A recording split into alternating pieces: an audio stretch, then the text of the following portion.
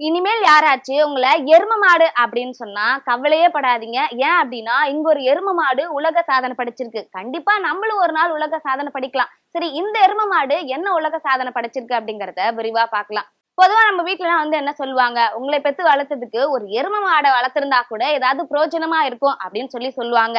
இந்த விஷயத்த கேள்விப்படும் போது அது உண்மைதானாட்டுக்கு அப்படிதான் இருக்கு. இந்த விஷயத்த கேள்விப்படும் போது ராஜஸ்தான் மாநிலத்தில் இருக்கக்கூடிய புஷ்ரா அப்படிங்கிற இடத்துல வந்து ஒரு கண்காட்சி வந்து நடத்திருக்காங்க. என்ன அப்படின்னா, அங்க நிறைய விலங்குகள்லாம் வந்து கண்காட்சிக்காக வச்சிருக்காங்க.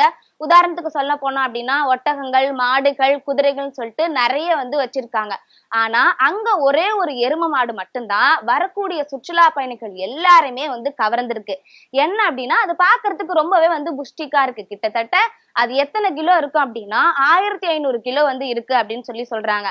ஆனா அந்த எரும மாட்டுக்கு வெறும் 8 வயசு மட்டும்தான் ஆகுது. இது வந்து யாரு வளர்த்துட்டு இருக்காங்க அப்படின்னா, ஹரியானால இருக்கக்கூடிய சிர்சா அப்படிங்கிற கிராமத்தை சேர்ந்த ஒருத்தர் தான் வளர்த்துட்டு இருக்காரு. அவர் பேர் என்ன அப்படின்னா பல்மித்ரா கில். அவரு தான் வந்து இந்த எரும மாட்டை வந்து வளர்த்துட்டு இருக்காரு. இந்த எரும மாட்டுக்கு அன்மோல் அப்படிங்கிற ஒரு அழகான பேருமே வச்சிருக்காரு. ஃபர்ஸ்ட் வந்து இந்த அன்மோலோட அம்மா இருக்கு இல்லையா, அதுதான் முதல்ல வந்து ஒரு உலக சாதனை படைச்சிருக்கு. என்ன அப்படின்னா, ஒரு நாளைக்கு வந்து 25 லிட்டர் வந்து பால் கறந்து முதல்ல அன்மோல் அப்படிங்கிற அம்மாவோட மாடுதான் வந்து உலக சாதனை வந்து படைச்சிருக்கு. இப்போ வந்து அன்மோல் அப்படிங்கிற எரும மாடு வந்து உலக சாதனை படைச்சிருக்கு.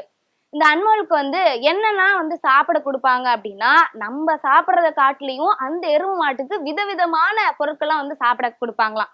உதாரணத்துக்கு என்னென்னலாம் கொடுப்பாங்க அப்படின்னா, அது 1500 கிலோ இருக்கு அப்படின்னு சொன்னேன் இல்லையா, ரொம்ப புஷ்டிக்கா இருக்கு அப்படிங்கறதுனால அது வந்து மத்த மாடுகள் மாதிரி சாதாரண தீனி எல்லாம் வந்து சாப்பிடாதான். எந்த மாதிரியான தீனி எல்லாம் வந்து அது கொடுப்பாங்க அப்படின்னா, அதுல தீனி போடும்போது முட்டை, நெய், எண்ணெய், உலர் பழங்கள், திராட்சை அப்படின்னு சொல்லிட்டு ரொம்ப ஹெல்தியான ஃபுட்டு மட்டும்தான் அதுக்கு வந்து கொடுப்பாங்களாம். இந்த அன்மோலோட உரிமையாளர் வந்து என்ன சொல்றாங்க அப்படின்னா, இதுக்கு வந்து ஒரு நாளைக்கு மட்டுமே 1000 ரூபாயில இருந்து 1500 ரூபாய் வரைக்கும் எனக்கு செலவாகுது அப்படின்னு சொல்றாரு.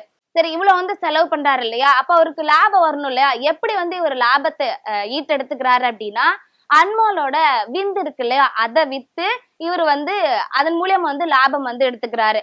அந்த அன்மோலோட விந்து வந்து ஒரு வாரத்துக்கு 2 டைம் வந்து எடுப்பாங்களாம். அதை 250 ரூபாய்க்கு வித்துருவேன் அப்படிங்கிற மாதிரி அவருமே சொல்றாரு.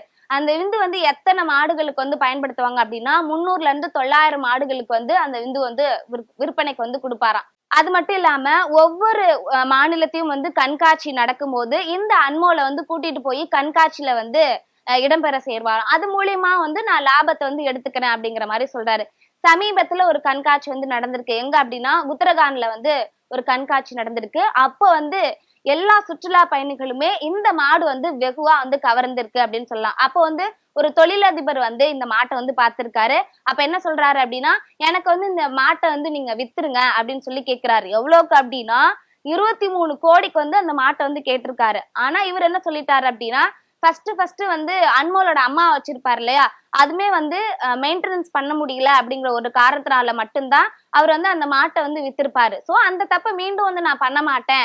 எனக்கு அன்மோல் வந்து ரொம்பவே முக்கியம். இதுக்கு வந்து நான் அதிகமா செலவு பண்ணா கூட என்னோட பொருளாதார ரீதியா ரொம்ப கட்டுக்குள்ளதான் இருக்கு. அதனால நான் அன்மோலை வந்து விக்கிறதுக்கு எனக்கு விருப்பம் இல்லை அப்படிங்கிற மாதிரி வந்து தெரிவிச்சிருக்காரு. சோ இந்த அன்மோல் அப்படிங்கிற மாடுதான் வந்து இப்போ உலக சாதனையில வந்து இடம் பிடிச்சிருக்கு.